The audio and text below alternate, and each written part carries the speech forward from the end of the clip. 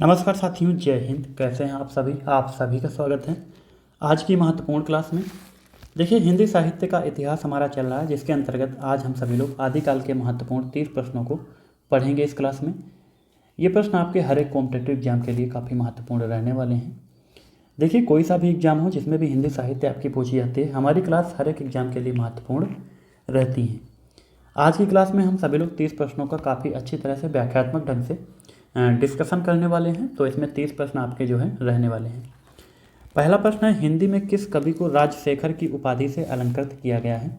बताइए, हिंदी में जो है किस कवि को राजशेखर की उपाधि से अलंकृत किया गया है? तो यहाँ पर सही उत्तर आपका हो जाएगा विद्यापति को। देखिए दोस्तों, विद्यापति जो हैं इनको जो है राजशेखर की उपाधि से अलंकृत किया गया था। और किसने इनको जो है राजशेखर की उपाधि दी थी? तो शिव सिंह ने दी थी। किसने दी थी?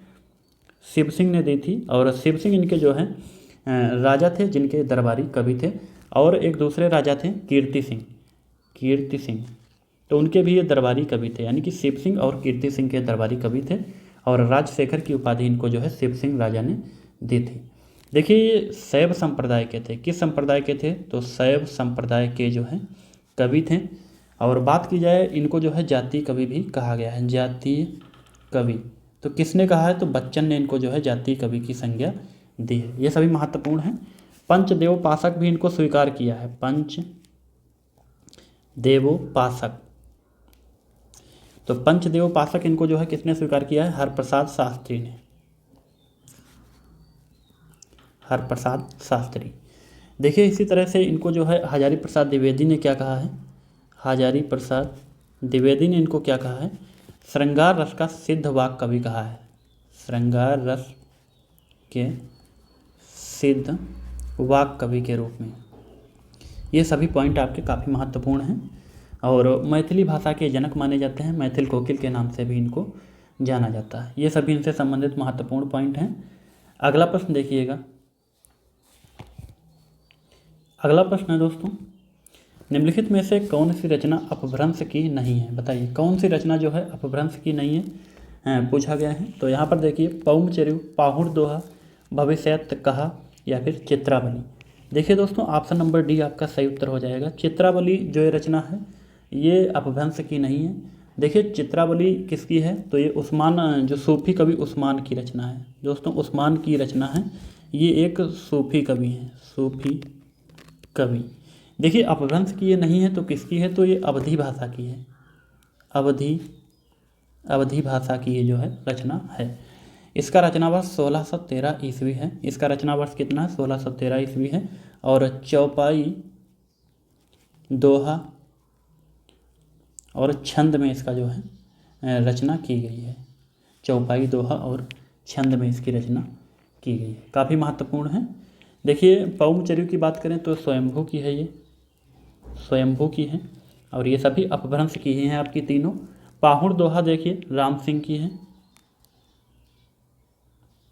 राम सिंह की है।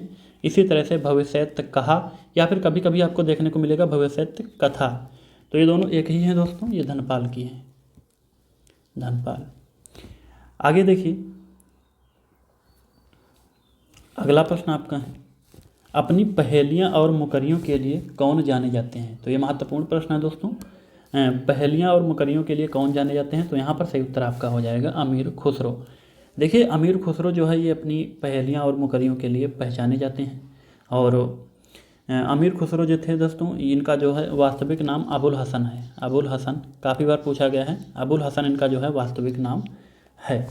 देखिए, इनके गुरु का नाम निजामुद्दीन औलिया था। और खड़ी बोली के आदि कवि भी ये माने जाते हैं। खड़ी बोली के आदि कवि, ये महत्वपूर्ण है, काफ़ी महत्वपूर्ण है।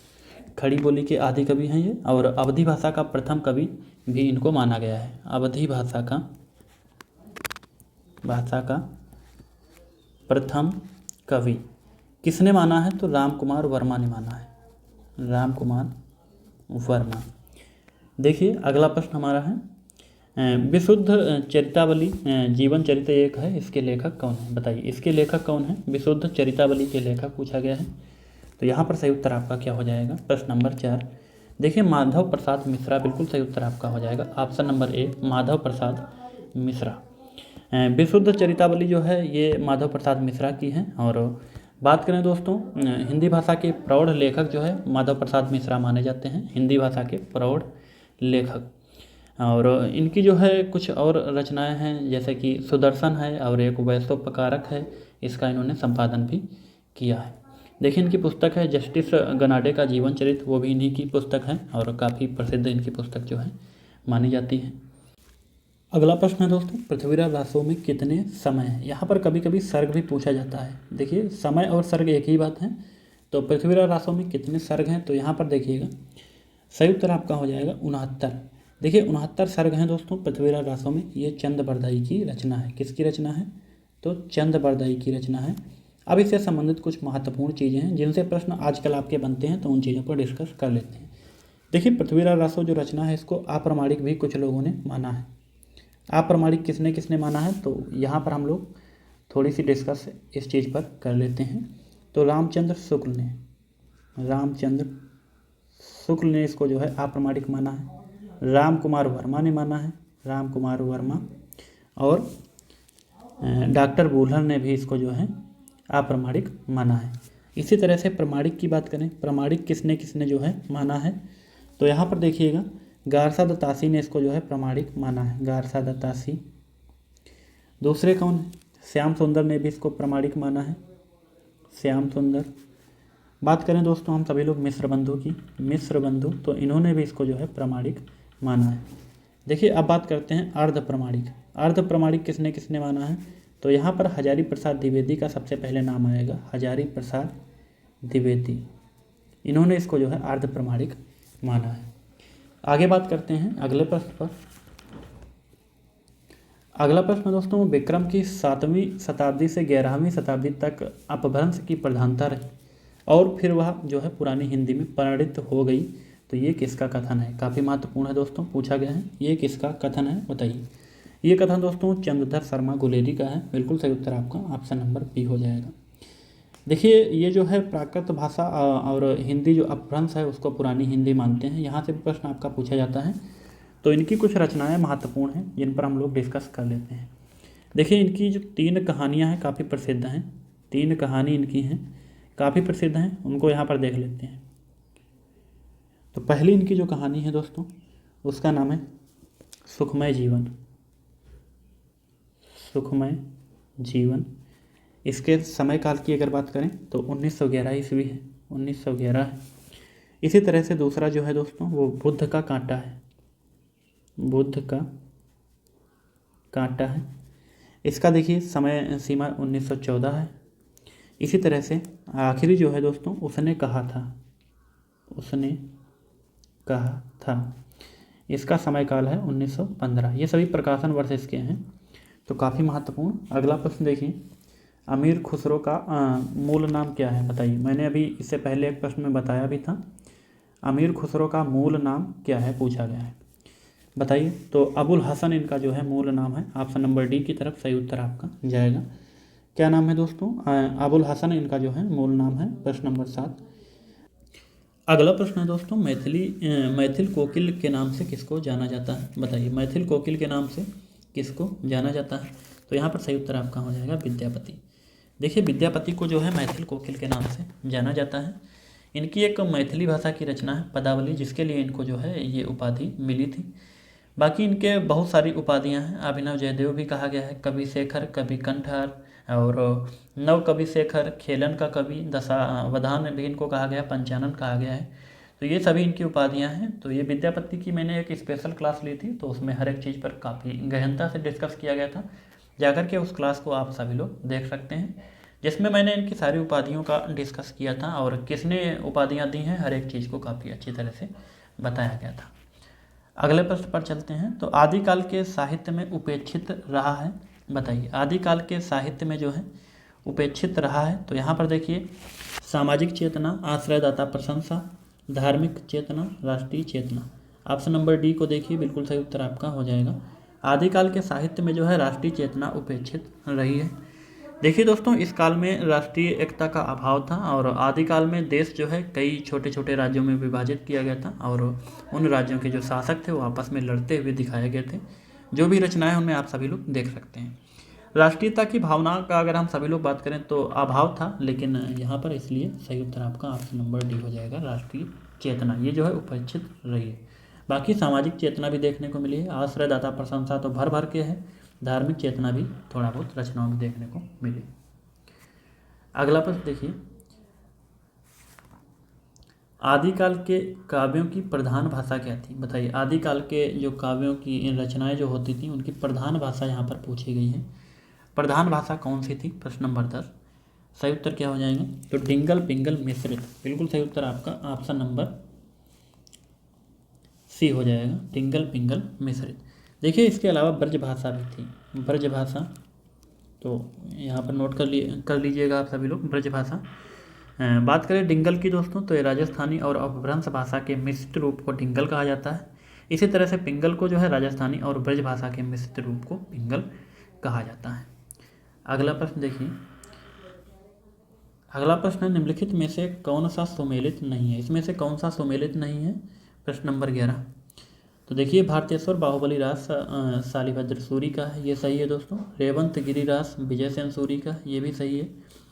स्थूलिभद्र रास जिनदत्त सूरी, तो यही गलत है, यानी कि इस प्रश्न का सही उत्तर आपका ऑप्शन नंबर सी हो जाएगा। देखिए स्थूलिभद्र रास जो है दोस्तों, ये जिनधर्म सूरी का है। यहाँ पर थोड़ा सा जो है दिमाग लगाएंगे तो समझ में आएगा, जिनदत्त नहीं जिनधर्म सूरी का है, जिनधर्म। इसी तरह के प्रश्न आपके एग्जाम में आते हैं तब आप लोग कंफ्यूज होते हैं। तो सही उत्तर आपका ऑप्शन नंबर सी हो जाएगा। देखिए जिनदत्त सूरी की अगर बात करें तो इनका उपदेश रसायन रास है। इनका क्या है दोस्तों? उपदेश रसायन रास, नोट कर सकते हैं आप सभी लोग। अगला प्रश्न देखिए, निम्नलिखित में से कौन सी रचना विद्यापति की नहीं है? बताइए कौन सी रचना इसमें विद्यापति की नहीं है? तो कीर्ति पताका इनकी है, कीर्ति लता भी है, जयमंक जसचंद्रिका पदावली बताना है आपको, तो ऑप्शन नंबर सी सही उत्तर आपका हो जाएगा, जयमंक जसचंद्रिका। ये दोस्तों रचना मधुकर भट्ट की है। किसकी है? मधुकर भट्ट की रचना है, न कि ये रचना विद्यापति की है। तो ऑप्शन नंबर सी सही उत्तर आपका हो जाएगा। देखिए विद्यापति की एक रचना है पदावली, ये जो ऑप्शन नंबर डी में आपको दिख रही होगी, ये जो है इनकी प्रसिद्ध आधार ग्रंथ माना जाता है। तो यहाँ से भी प्रश्न आपके काफ़ी बार पूछे गए हैं। अगले प्रश्न पर चलते हैं। तो सिद्धों में सबसे पुराने कौन है? बताइए, सिद्धों में सबसे पुराने जो है सरहपा को माना गया है। ऑप्शन नंबर डी सही उत्तर आपका हो जाएगा, प्रश्न नंबर 13 का। देखिए सरहपा जो है सिद्धों में सबसे पुराने माने जाते हैं, और प्रथम सिद्ध कवि भी इनको जो है राहुल सांकृत्यायन ने कहा है। क्या कहा है? प्रथम सिद्ध कवि किसने कहा है? तो राहुल सांकृत्यायन ने कहा है। ठीक है, सांकृत्यायन महत्वपूर्ण है ये सभी आपके। अगला प्रश्न देखिएगा, प्राकृत भाषा हिंदी से क्या तात्पर्य है? यहाँ पर देखिए प्राकृत भाषा हिंदी से क्या तात्पर्य है पूछा गया है, प्रश्न नंबर 14। देखिए प्राकृत भाषा हिंदी से जो है क्या तात्पर्य है? तो यहाँ पर अपभ्रंश सही उत्तर आपका हो जाएगा, अपभ्रंश को जो है प्राकृत भाषा हिंदी कहा गया है। अगला प्रश्न देखिए, नाथों की संख्या कितनी है? तो ये सभी काफ़ी महत्वपूर्ण प्रश्न है, सभी को लगभग पता होगा, ये बहुत सरल प्रश्न है। तो नाथों की संख्या कितनी है? तो नाथों की संख्या आपको बताना है। देखिए दोस्तों प्रश्न नंबर 15 का सही उत्तर क्या हो जाएगा? तो नाथों की संख्या यहाँ पर 9 है। कितनी है? 9 है। तो ऑप्शन थोड़ा सा गलत हो गया है, तो ए ऑप्शन को हम लोग बना लेते हैं। तो नाथों की संख्या 9 है। ऑप्शन नंबर ए इस प्रश्न का बिल्कुल सही उत्तर आपका हो जाएगा। देखिए गोरक्ष सिद्धांत जो संग्रह है उसके अनुसार जो है नाथों की संख्या 9 मानी गई है, और मत्स्येंद्र नाथ को जो है नाथों का नाथ संप्रदाय जो है उसका संस्थापक माना गया है। किसको माना गया? मत्स्येंद्र नाथ या फिर मच्छेंद्र नाथ, इनके दोनों नाम हैं। अगले प्रश्न पर चलते हैं, रणमल्ल छंद का रचयिता कौन है? बताइए रणमल्ल छंद का रचयिता कौन है? तो इसका जो है रचयिता श्रीधर हो जाएंगे। ऑप्शन नंबर डी सही उत्तर आपका हो जाएगा, श्रीधर। देखिए इसमें 70 छंद हैं, कभी कभी छंदों की संख्या पूछ ली जाती है, तो इसमें जो है रणमल्ल छंद में 70 छंद है। इसी तरह से जोइंद की बात करें तो इनकी जो पुस्तक है परमात्म प्रकाश, परमात्म प्रकाश, और दूसरी कौन है? योग सागर है, योग सागर। ठीक है, ये पुस्तक है। मधुकर कवि की अगर बात करें तो जयमंक जसचंद्रिका, जयमंक जसचंद्रिका। इसी तरह से भट्ट केदार की अगर बात करें दोस्तों तो जयचंद प्रकाश इनकी रचना है, जयचंद प्रकाश। अगला प्रश्न देखिए, नाथ संप्रदाय में हठ योग का क्या अर्थ है, बताइए। हठ योग का इसमें अर्थ पूछा गया है नाथ संप्रदाय में।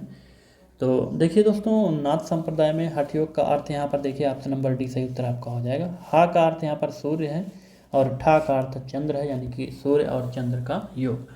देखिए, नाथ संप्रदाय में नाद और बिंदु जीवात्मा और परमात्मा को एक करने की जो है साधना देखने को मिलती है। तो यहाँ पर ऑप्शन नंबर डी सही उत्तर आपका हो जाएगा।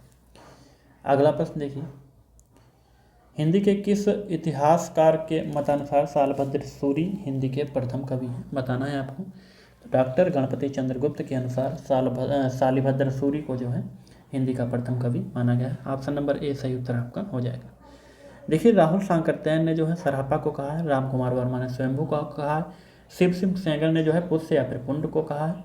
इस तरह से अलग अलग जो कवि हैं उन्होंने अलग अलग जो है हिंदी के प्रथम कवियों को अपने अपने मत के अनुसार माना है। अगला प्रश्न देखिए, राउरवेल किस तरह की रचना है, बताना है आपको। राउरवेल जो है ये किस तरह की रचना है। ये दोस्तों गद्य पद्य मिश्रित चंपू काव्य है, या फिर शुद्ध काव्य है, या फिर नाटक है, प्रेमाख्यान, प्रबंध काव्य है। तो ऑप्शन नंबर ए इस प्रश्न का सही उत्तर आपका हो जाएगा। राउरवेल जो रचना है दोस्तों ये गद्य पद्य मिश्रित है और चंपू काव्य ये माना जाता है। देखिए, इससे संबंधित एक और महत्वपूर्ण जानकारी है, ये शिलांकित करती है। कैसी करती है, तो शिलांकित करती है। यहाँ से प्रश्न आपका पूछा गया है कि कौन सी शिलांकित करती है, तो यही राउरवेल हो जाएगा। और ये किसकी है, तो रोडा कवि की है, रोडा कवि की है दोस्तों ये, और महत्वपूर्ण है। अगला प्रश्न देखिए, निम्नलिखित में से किसका संबंध सिद्ध साहित्य से नहीं है, बताइए। प्रश्न नंबर 20, सिद्ध साहित्य से किसका संबंध नहीं है। सरहपा, कुरपा, सवरपा, ये तीनों लोग जो है सिद्ध साहित्य के हैं, बाकी गोपीचंद सही उत्तर आपका ऑप्शन नंबर डी हो जाएगा। देखिए, तेलुगु भाषा के साहित्यकार ये गोपीचंद माने जाते हैं और ये सिद्ध साहित्य के अंतर्गत जो है नहीं आते हैं। अगला प्रश्न दोस्तों, भल्ला हुआ जो मारिया बहिड़ी मारा कंतु पंक्ति के रचनाकार कौन है। तो यहाँ पर इस पंक्ति के रचनाकार जो हेमचंद है, बिल्कुल सही उत्तर आपका ऑप्शन नंबर बी हो जाएगा। देखिए, ये पंक्ति जो है हेमचंद के शब्दानुशासन व्याकरण ग्रंथ से ली गई है। किस ग्रंथ से, शब्दानुशासन। शब्दानुशासन इनका जो है एक व्याकरण ग्रंथ है। कैसा है, तो व्याकरण ग्रंथ है। ये पंक्ति जो है इसी व्याकरण ग्रंथ की है।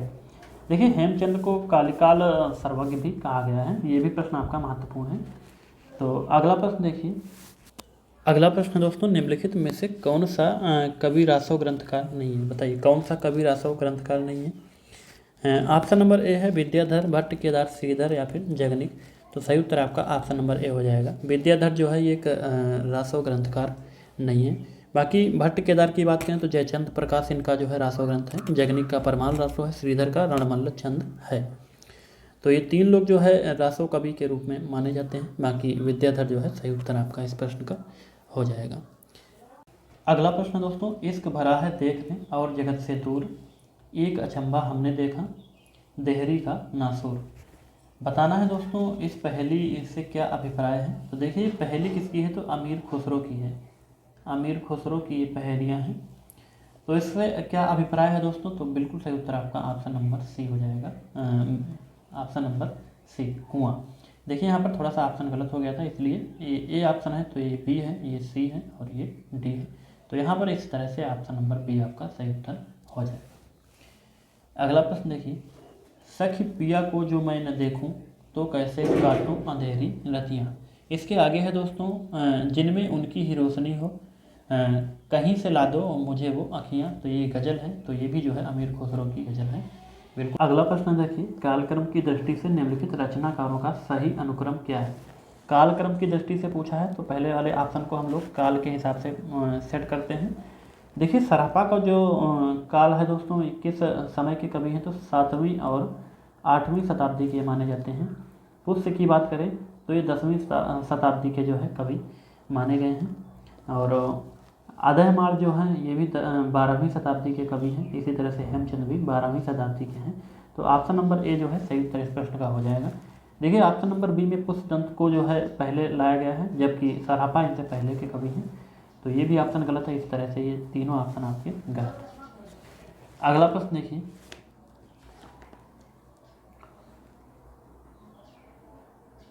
राहुल सांकृत्यायन के अनुसार चर्या गीत और दोहा कोश की रचना करने वाले पहले बौद्ध सिद्ध कौन है? पहले बौद्ध सिद्ध कौन है? प्रश्न नंबर 26 महत्वपूर्ण है आपका। तो यहाँ पर सरहपा बिल्कुल सही उत्तर आपका हो जाएगा। देखिए, राहुल सांकृत्यायन ने सरहपा को जो है चर्या गीत और दोहा गीत की रचना करने वाले पहले बौद्ध सिद्ध के रूप में माना है। किसको माना? तो सरहपा को माना है। अगला प्रश्न देखिएगा, कौन सा कवि आदिकाल का नहीं है? बताइए कौन सा कवि आदिकाल का नहीं है? विद्यापति, अमीर खुसरो, हेमचंद, ये तीनों लोग जो है आदिकाल के हैं। गदाधर भट्ट की बात करें दोस्तों तो ये आदिकाल के नहीं, भक्ति काल के हैं। सही उत्तर आपका हो जाएगा ऑप्शन नंबर डी, ये भक्ति काल के हैं। और ब्रज भाषा, इनकी भाषा कौन है? ब्रज भाषा है। और संप्रदाय इनका जो है गौड़ीय संप्रदाय है, गौड़ीय संप्रदाय इनका जो है। देखिए, अगला प्रश्न हम लोग देखते हैं, सिद्धों से संबंधित रामचंद्र शुक्ल के कौन से दो कथन इसमें सही हैं? तो बताइए। वज्रयान में आकर महासुखवाद का प्रवर्तन हुआ, ये इनका जो है सही है बिल्कुल। नाथ पंथ सिद्धों की परंपरा से नहीं निकला है, जबकि ये गलत है। देखिए, रामचंद्र शुक्ल ने कहा था कि नाथ पंथ सिद्धों की परंपरा से ही निकला है। सिद्धों का साहित्य जो है शुद्ध साहित्य के अंतर्गत नहीं आता है, तो ये भी इन्होंने कहा था। तो ये दोनों कथन सही हैं। सिद्धों की बानियाँ सांकेतिक नहीं है, तो ये भी कथन गलत है। यानी कि ए और सी कथन इस प्रश्न का सही उत्तर आपका हो जाएगा। सिद्ध हेमचंद शब्दानुशासन किस तरह का ग्रंथ है? बताना है आपको। तो ये एक व्याकरण संबंधी ग्रंथ है। अभी मैंने इससे पहले प्रश्न में बताया भी था आप सभी को। और ये किसका है? तो हेमचंद का है। हेमचंद का एक और ग्रंथ है काव्यानुशासन, काफ़ी महत्वपूर्ण है। और हेमचंद को काल सर्वज्ञ भी कहा गया है।